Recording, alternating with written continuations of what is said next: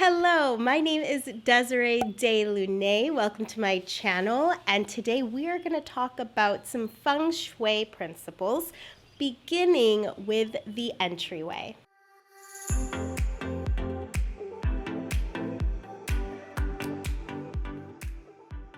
If you are new to my channel, I am an acupuncturist, herbalist, and essential oil expert. I love to teach all things Chinese medicine to help you free the flow of qi and blood in your body, mind, and spirit. I am the author of 4 books. I am fabulous, I am worthy, I am magnetic, and the newest and brightest, Elements of Emotion. Let's first talk a little bit about Feng Shui. Feng Shui translates as wind, water, as those are energies that are recognized as good fortune in Chinese culture. Feng Shui is all about living in natural harmony with our environment. Now, as a body here, we and spirit, we are made up of 5 elements: fire, earth, metal, water, and wood. And guess what? Your house, think of your home as a body as well. It has those same energies: fire, earth, metal, water, and wood. And so within our bodies, we need to make sure that each of the elements, in each of the corresponding organs, as each element has 2 organs on average. One has 4 organs. That's the fire element. That's another story. But the point is, we need to make sure each of the organs and their elements are moving and circulating properly in its natural rhythm, and that there's all these checks and balances so that fire is not going out of control and water is not going out of control. Essentially, Chinese medicine is about managing the landscape of our body and managing the weather patterns within our body and spirit. So, same thing in your home. We don't want wildfires happening because fire is raging in excess. We don't want it to be waterlogged with water just going out of control, like edemas and swellings in your home. So we want to make sure that in relation to each other, there are checks and balances. There is not an excess in one, and there isn't a deficiency in another. So the way that the energy circulates in your home, guess what? That is clearly affecting the way energy circulates within you. Like, just that simple example is, if let's say I have too much fire in my system, I don't need my home to also have too much fire. We can even treat the spirit by treating our home. This is why I say, guess what? If you don't know what to do in your life and you're lost and confused and don't know the next step and just don't have a direction in general, the first thing you could do is simply clear the clutter out of your house. Because as you are working on your home, it's like doing acupuncture on your home. You're moving how energy is circulating and flowing. As you're working on your home, because it's connected to you, you're also working on yourself. That's how powerful Feng Shui is. That's how powerful just clutter clearing in general is. So let's dive into one section here, okay? There's so many details with Feng Shui, and I'm gonna turn this into a little mini series so that you can get little chunks and bite-sized pieces of how to improve the conditions, the landscape, the environment of your home to improve the landscape of your body and spirit as well. So the entryway is the mouth of your home. Just like with our mouths, what do? We bring in new food, water. We're nourishing the rest of our body via the entryway of the mouth. Yes? So the front door, the entryway of your house, that's the mouth of your home, this is where energy now comes in. New, fresh energy and opportunities are invited in through the front door, through the mouth of your home, and then it moves throughout the rest of the house.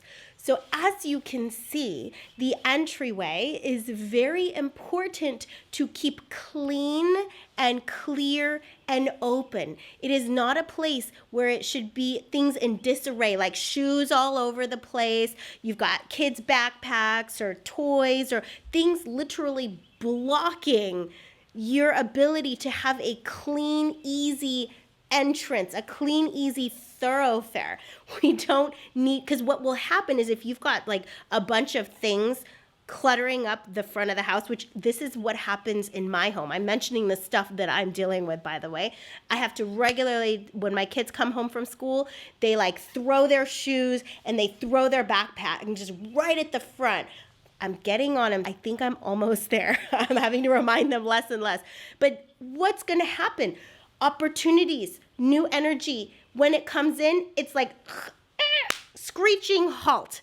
It won't come through as a result. So all of that needs to be clean and clear and out of the way. This includes the front of the house too. Before they get to your door, we don't want a bunch of items or junk to be blocking the front door. Now, look, if your front door is not really your front door, meaning you enter your home not mainly through the front door, but maybe you mostly enter through the garage, or you enter through some other door, like a side door, or you're a back entrance kind of a home is your main one. Your front door is still the mouth of your home. It is the main entryway. So you want to open that door frequently to let new energy in. Even if it's for a few minutes a day, open that door up, get some movement and circulation. And if you don't open your front door a lot, you'll notice things start to become quite stagnant for you. Now, there is a Bagua map. You can easily go on Google and look up the Bagua map. We'll actually put it up right here. And when you look at a front door, it will enter into one of these three areas, because a home is divided into 9 sections, 9 squares, 9 areas. And then these are areas of your life. So whether your front door is on the left side, as you're looking at it, it could be on the left side, it could be right in the middle of your house, or it could be on the right side of your house. So mine is on the right side of my house. So there are 3 areas that it could open up into. It could be in the career area. It could be in the helpful people area, so that's getting really good connections. It could also be in the self-cultivation knowledge area. So whichever area that your door opens into, I think we can all agree that we don't need blockages in our career area. We don't need blockages in meeting helpful people. Okay. And then we don't need blockages in our personal growth, cultivation, self-development either. So that just to give you an idea, you can go on Google, look it up and see, like line it up with where your front door is and what area is it actually influencing and affecting, and then tie things together. Oh, wow. Are you struggling with that? Because if there's a lot of clutter right at your front door, okay, it's not a clean, easy pathway for people to walk through. That might be one of the reasons why. That may be one of the reasons why. And I also notice that a lot of times our homes reflect what's going on with the elements inside of us. It's so fascinating that I can look at a home and get a good idea. I see there's a lot of stagnation in their earth element at the moment. And then you'll see that corresponding, in their bodies and the physical symptoms and the spiritual dis-eases that they are experiencing too. So that's just a side note. All right, another aspect of the entryway, we want to make sure that it is clearly the entryway. Sometimes homes, more modern day homes, there's a lot of open concept homes, which is fantastic. I prefer open concept homes, but sometimes you open the door and it's like right in the living room. So we want to make sure that the entryway is its own area, its own region. Maybe you can use some decor to make sure it's separate from a living room, for example. Have a rug down, have like a shoe rack, or have some furniture, some pictures, or a mirror, just to delineate this region as this is clearly the entryway part of the home. You just want to make sure that it's defined as the entryway. And it is important to make the space inviting. Make it inviting. Maybe have like a welcome mat at the front door, for example, so that when people come into your home, they feel like pleasure, just like walking through, and they just feel welcomed and invited, and it's warm, rather than, go up and like feel all this chaos and stress.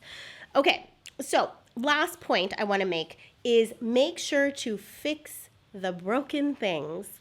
fix the broken things. So if you have a doorbell that's not working, or a light that's out, or you've got some squeaking happening in the door when you open it, or you have to really like jiggle the lock to close it, and it's just a hassle, it's a pain, it hurts, it's difficult, things aren't just working smoothly and properly, guess what? You're gonna have like broken energy come through in your life.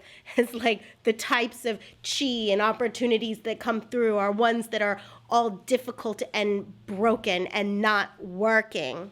Okay, so make those necessary fixes, patch things up, and get it done so that you have energy that's wholesome coming in, not broken down energy coming in. So I hope that this showed you the importance of your entryway and to not overwhelm you either. I am all about baby steps, little progress. So maybe there's one aspect that I had spoken about your entryway that you can take care of this week. And then another aspect of your entryway next week. I'll probably do a Feng Shui principle once a month so that you can implement and gradually, slowly implement these things and watch how the quality of chi that enters your life and circulates within you is just so much better, so much sweeter, and you're just going to experience more health overall. So I hope you loved this video. If you did, please make sure to like and subscribe, as a new one is coming out every week for your enjoyment. And click down on the link below to get the 3 best blends from my I Am Fabulous book. And if you enjoyed this, I recommend watch these other 2 videos, Clear the Clutter to Raise Your Frequency, and The Energy of Your Walls. Thanks so much. Until next time. Bye-bye.